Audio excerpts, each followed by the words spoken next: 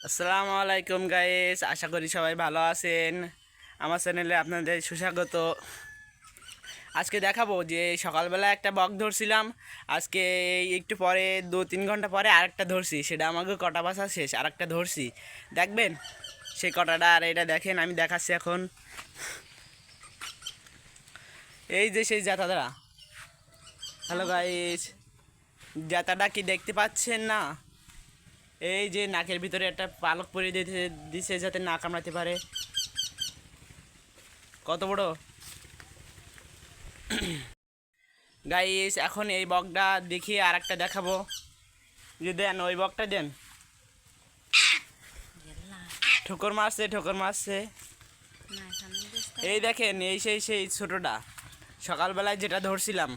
আমার আগে যে দেখছিলে ভোরবেলায় যে বকটা ধরছিলাম, সেটা হলো এই এই যে তার লোম, পশম, পাখনা। গাইস, এই যে পাখনা দেখতে পাচ্ছেন, এই যে সেই পাখনা।